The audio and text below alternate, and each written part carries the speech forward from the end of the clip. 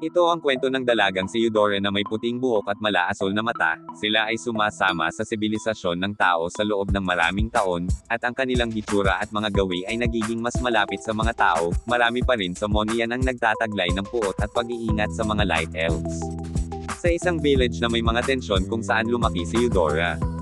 Dahil sa kalapitan nito sa Monastery of Light, karamihan sa mga tao sa nayong ito ay sumunod sa hindi napapanahong mga turo ng monasteryo, at hindi pala kaibigan sa Light Elves.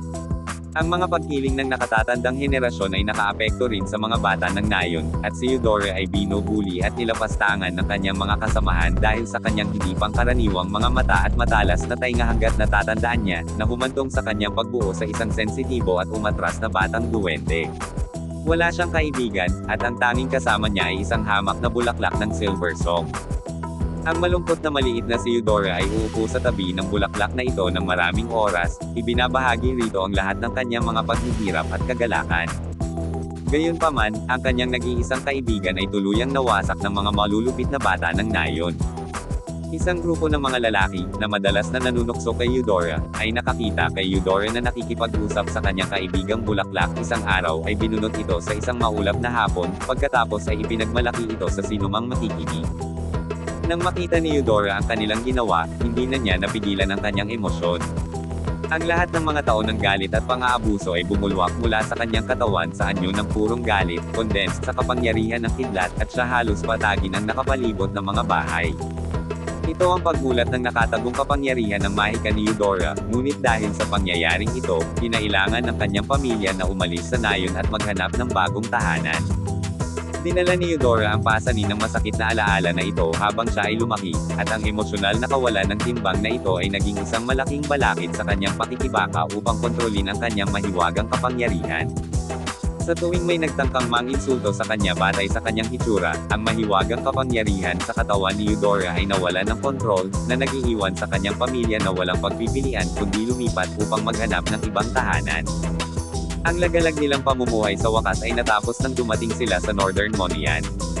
Natuklasan ng isang tutor mula sa Academy of Magic, na nagngangalang Teresa, ang mahiwagang talento ni Eudora at nagpasyang dalhin siya sa paaralan upang simulan ang kanyang formal na edukasyon sa arcane arts.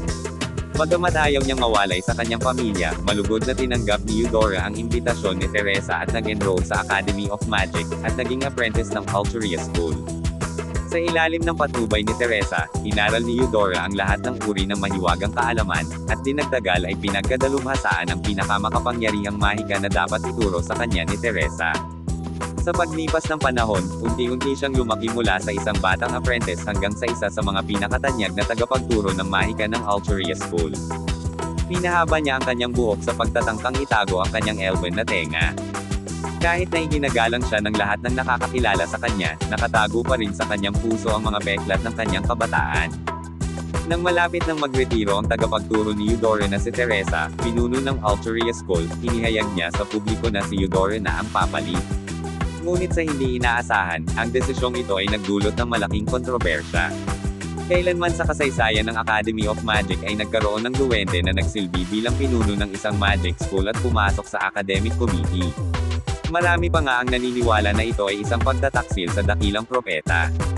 Sa lahat ng oras na ito, naniniwala si Eudora na hindi siya mapapasailalim sa pagtatangi sa mga kamay ng Academy of Magic, ngunit ang mga pag-aalinlangan na lumitaw sa pag-anunsyo ng balitang ito ay nagdulot sa kanyang puso sa kaguluhan.